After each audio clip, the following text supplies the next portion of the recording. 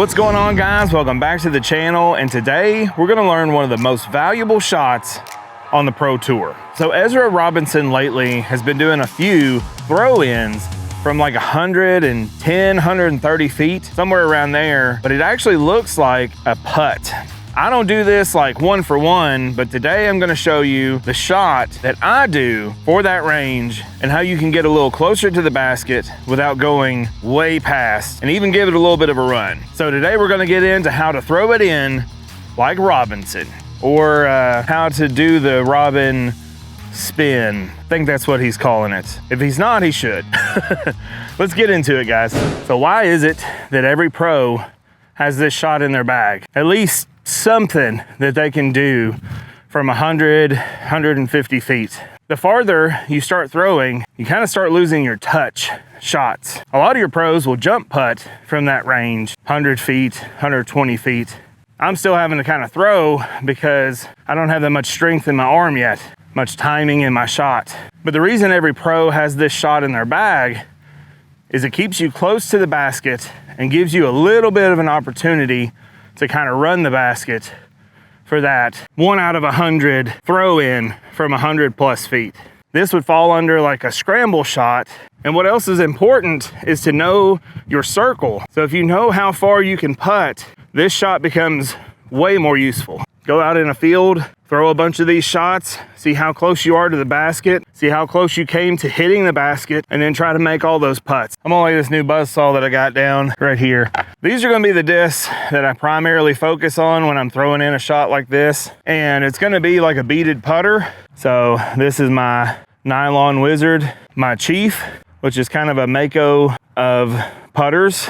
And then this is a new Evolution Wizard. It's kind of in like a G-Star plastic. Back when I could throw pretty far and I wanted to cut distance, I did something similar to this. When I wanted to cut distance and not throw as far with the same disc. So let's say back then I could throw this Wizard 300 feet. If I wanted to throw it on the same line, then I would shorten my reach back. I would keep my lower body the same. So instead of like Simon and them, when they want to shorten a throw, they will just pace down on a shot and still try to get a little pop at the end. The way that I've always done it, and I'm not Simon and them, obviously, but it just clicked and it worked for me. I would shorten my arm on the reach back. So I would keep my reach back to here and then rotate my hips and hit the shot just like I would for a full drive. So my hips would be going 70 to 80% power, but my reach back would only be right here. And that would essentially shorten this lever, making the shot go a little bit shorter. So then all I'd have to do to shorten a shot like this is line up like I'm gonna throw this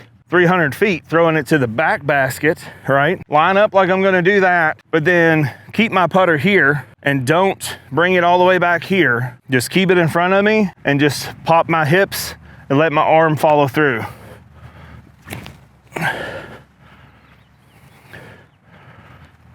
So I threw that shot with the same amount of pop that I would have on a full drive. I mean, maybe a little less, but you got the same amount of like spin on the disc, but you don't have the trajectory, you don't have the force pushing the disc forward. It's gonna stop. So the Robinspin is kind of a hybrid of that. He lines up like a putt and then throws the disc the same way. He uses his hips and extends his arm out to throw the disc. I can't do that. I don't have enough spin in my wrist. So my method for the same thing is to put the disc here and then let my hip pop my arm forward. When Ezra throws from this distance, he's doing kind of a Gannon Burr putt, which makes sense because they're like BFFs. He's kind of aiming with his elbow where he wants the disc to go and then just popping that elbow first and then letting his arm uncurl. So it looks something like that. And then you just add a little bit of body to it to get the pop. So the pop and the spin that's on his putt is coming from this elbow, leading the elbow towards the target,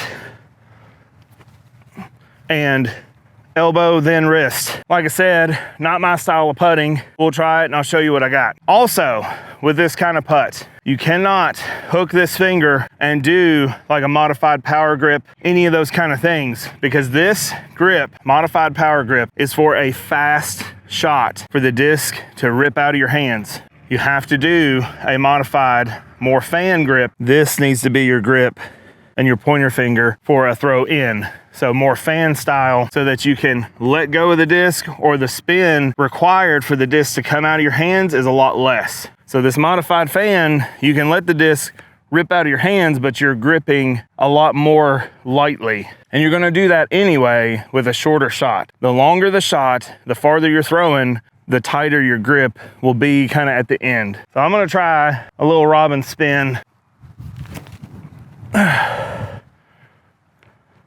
That's pretty close. That's still more of a throw for me. Last one, this one should have the best chance. So all I need to do, judging by those, that same kind of Robinspin, all I would need to do is kind of rotate my line just a little bit. We've got a little bit of crosswind as well. That's not helping. But the thing is, and the big key with this, all of these are within like a tap in. Like even this one, the farthest away, is kind of right in that. I could make every single putt, and I kind of gave it a little bit of a run. The more of a run you give it, those putts would just migrate behind the basket instead of beside it. Why would you want to learn how to throw this shot? For one, this is an extremely useful shot when you're playing in the woods and you don't want to veer off your line crazy to cut distance. For two, this gives you the opportunity to almost throw it in while still staying pretty close and able to make the putt coming back. I could give it a little run for birdie from 110 feet where we're at right now and not worry so much about it going way past the basket. I'm pretty confident that I can make that 20-foot putt coming back. What are some of the key uses for this shot? The biggest reason that this is one of the best shots on the Pro Tour is if there's out of bounds behind the basket, you can still kind of give this a run without going too far and potentially going OB. My shot without the Robinspin can go a little too far because I'm still throwing the disc. I'm just throwing it a little less leverage. My shot, my Robinspin, and I throw in quite a bit, is like this. Hold the disc here.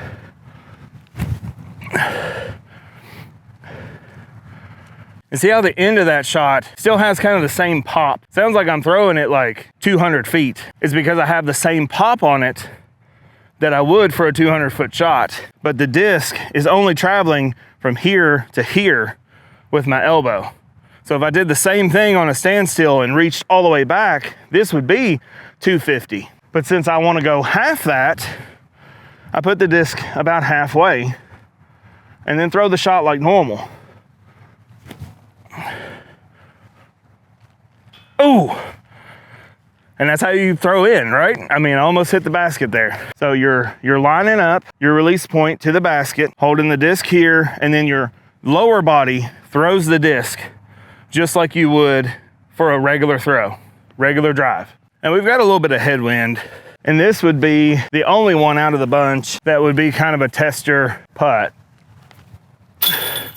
And even that's a 1, 2, 3, 4, 5, 6, 7, 8. So 8 times 3. But then the key thing is this chief that hit the front cage. If I miss that shot with this chief and I'm in the air, it's only going 150 feet because of where I have it. Where I have it on my body, I have confidence to throw it a little harder. It's only going to go as far as I allow it to go here. So if you want to throw farther, you move back a little more. Rotate a little more, move back more. If you want to throw shorter, you start out kind of in the pocket, rotate your hips like you would be throwing a full shot. So you rotate your hips back and then you pop forward. Guess I could call that the lock and pop or lock and lock. That's like a Tupperware brand or something. Lock the disc in here for your distance. If I want to throw 50 feet and I have to throw like uphill, but I want to throw like 50 feet but get that little like pop spin, then I'll hold the disc here and then just pop. But if I want to throw a little farther, then I'll hold it here. This is about 100 feet. I know because I throw it.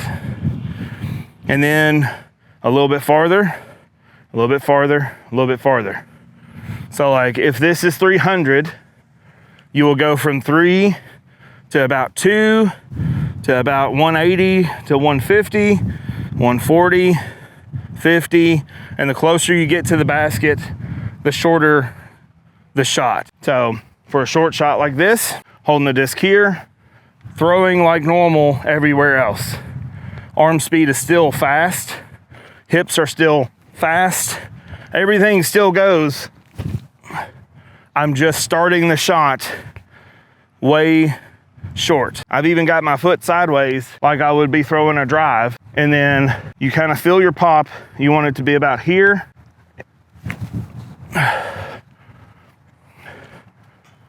That's two. That's 2 in a row that I've hit the basket with my Chief. So that's my take on the Ezra Robinspin. Mine is more of a throw than a putt. I do kind of do that from maybe 60 feet, but in order to do his putt throw, you would have to watch Gannon Burr's putting tutorial and start kind of spin putting like Gannon, where you lead with that elbow and then snap the wrist out. It's very much a spin putt. So I hope this helps out, guys. If you're enjoying the content on the channel, don't forget to like and subscribe. Share this with a friend that may need this shot in their game. All interactions help the channel, and it's greatly appreciated, guys. If you'd like to see more of my tutorials, I have a good putting tutorial that I did a while back. I have a beginner's playlist, and that's gonna be on the screen right now. Have a great day. Stay in the fairway, guys. And I think Ezra Robinspin sounds like a disc golf comic book character name. Need to get working on that logo, Ezra. I think that would be cool. I am Ezra Robinspin, and I'm here to save birdie. I think it'd be a great comic book character name.